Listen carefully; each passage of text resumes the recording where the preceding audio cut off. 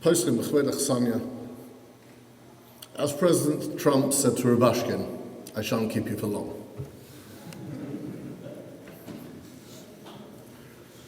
The topic of this discussion is what are our achievements so far and where do we still need to work?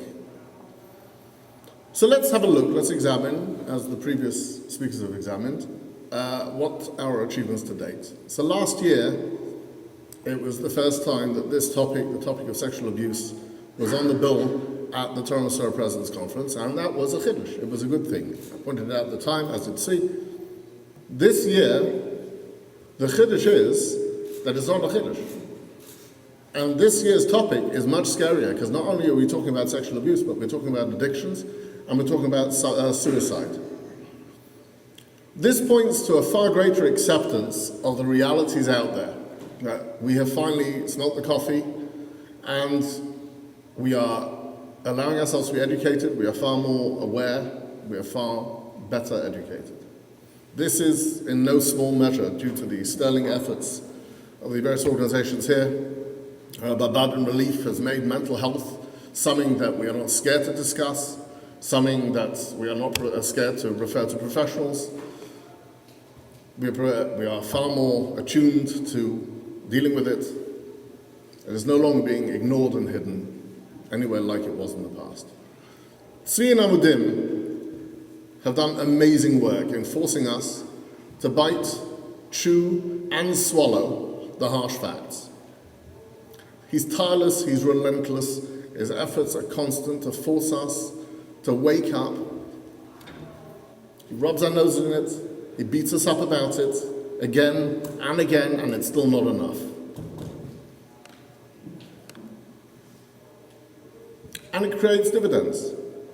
It's improving status on the ground. Another thing that we've done that is successful is the education provided in schools to Rabbi, to the administration, is bringing results. Tzvi pointed out to me that he's seen a serious uptick in the number of Rabbi who phone up Amudim to inquire about cases that they have observed in their classes and to find out the status. What does this mean? Does this mean that the child was abused? What do we do now? This is crucial. We, Baruch Hashem, have seen enormous success. We just rolled out an education program in schools in Lakewood, and this is a huge chiddush. Lakewood is, the Chareidi bastion of this country, and it was a place that everyone expected would be most resistant, would be least comfortable with the topic. And I have news for you all. They really weren't. They were very professional. They knew their kids. They were aware of the problems. And when we knocked on the door and we said to them, this is what we're bringing to you, their only requirement was that we were sensitive to their parent body and to their standards of tznius. And that's fair enough. But they absolutely opened the doors wide.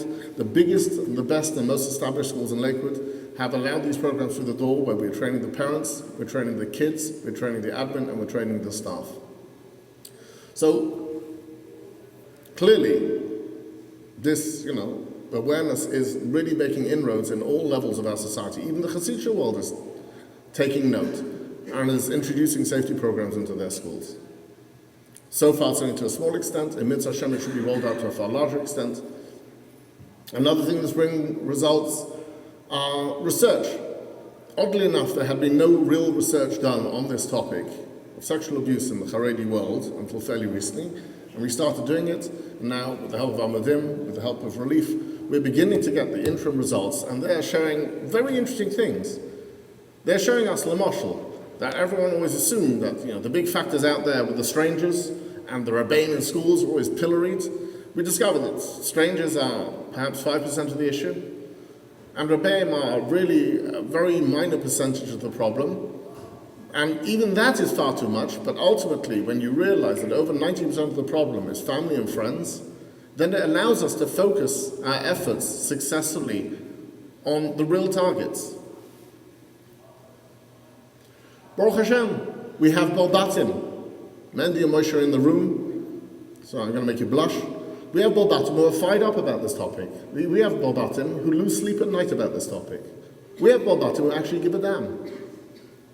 And that's very, very important, because if we don't have that, then we can't make it happen. But now, let's follow the trail, and let's let it lead us to where the bodies are, and then we can see our failures. All our challenges, as Benjamin said, where we still need work, where we can up our game.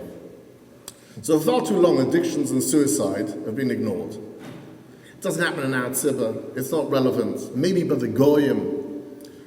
15 years ago, I was working with Dani in Eretz Yisrael in a place called The Zone. We were scraping kids off the streets, many of whom had to be sent to rehab. And many of whom we couldn't send to rehab because we couldn't afford it. Another aspect was, when we managed to help kids, once they had started on the repairing trajectory where they were getting their lives back together, their families lost their numbers because they didn't want to be reminded that there had been a problem in the first place. As mentioned before, it's an amazing thing. We are probably the only tzibur in the world where the leading cause of death for people under 35 is aneurysms. The CDC should be coming down to our world and having a look what's going on, because machatesa, so many people are dying of aneurysms. This is ridiculous. Except for, we all know the truth. Tzvi still meets with resistance when he publishes figures, and every week he sends us that annoying email that tells us how many more people have died, how many more people have died. And we don't want to see that. It's painful, it's uncomfortable. Why should we have to be subjected to that? And he still gets pushback about that. How dare you? How dare you tell us the truth? So we have to ask ourselves, are we holding with addictions and suicide and overdoses where we were holding with abuse 20 years ago? Is that where we want to be? We have an opportunity here, interestingly enough. Sadly, the wider world is seeing a huge surge in addictions and deaths as heroin becomes cheaper, more widespread, and more toxic. And our community is in sync with that. CNN published, oddly enough, yesterday, a report where it announced that heroin deaths, right, or heroin-related deaths, had overtaken breast cancer deaths in America for the first time ever. This is a shocking statistic. But the thing is, we don't have to be 30 years behind. We can start adopting today the best practices that are out there today. We don't have to wait for 30 years worth of bodies to pile up, lives curtailed prematurely or ruined. We can start by doing now what we know works. In my experience, we as parents are often the weakest link. We are scared to know, we are scared to communicate with our kids, we are scared to reach out to professionals. We deliberately ignore warning signs. We spend more time figuring out how our smartphones work than how our kids work. The secret is education. We have to educate ourselves. We have to educate our kids how to catch our attention. We have to educate our kids in the pitfalls and dangers, and we have to be frank. We have to educate our kids into who they are and what they are worth so they can cope with the bumps in the road in a healthy way. We make ourselves aware, we have to make ourselves aware of what addictions are, what they look like, how they manifest. We have to make ourselves aware of sexual and emotional abuse and how it can happen. We have to ask ourselves the obvious questions, like how the statistics we hear actually translate from abstract numbers into our own lives. With respect to our fine Jewish media, we can do far better than picking up all our information from an article in the Mishpacha, squeezed between something about 7 things you can do with leftover Lokschenkugel and an ad for a gourmet 7-star Pesach program with a 24-hour tea room. We must take this stuff seriously. It is all around us and far closer than we want to acknowledge. We all have heard of the tragedies of kids who OD'd, and if we examine what we heard, we all will discover that most times we are not more than one step away from a case in the last year. That means each one of us will know someone who is an uncle of, or a cousin to, or a neighbor of a kid who died. All of us. In our world, how did that happen? It's much, much closer than we want to believe.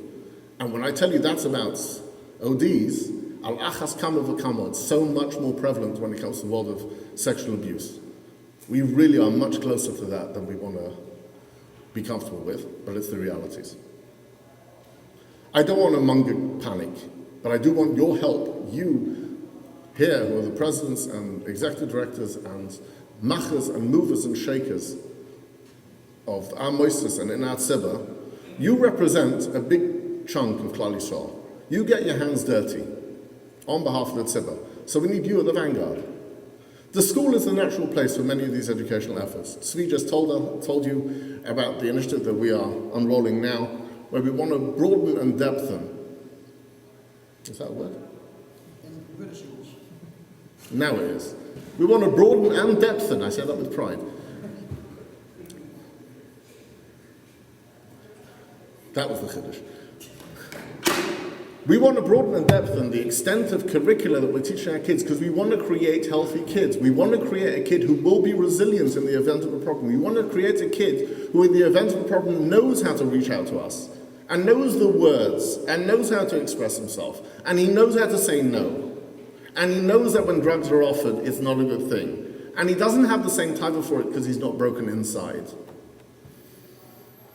Our schools are the place where we can teach not just Gemara, and not just Nach, and not just Halacha, but we can create kids who are wholesome and healthy, and we can do that. It's in reach. This is stuff that's available today.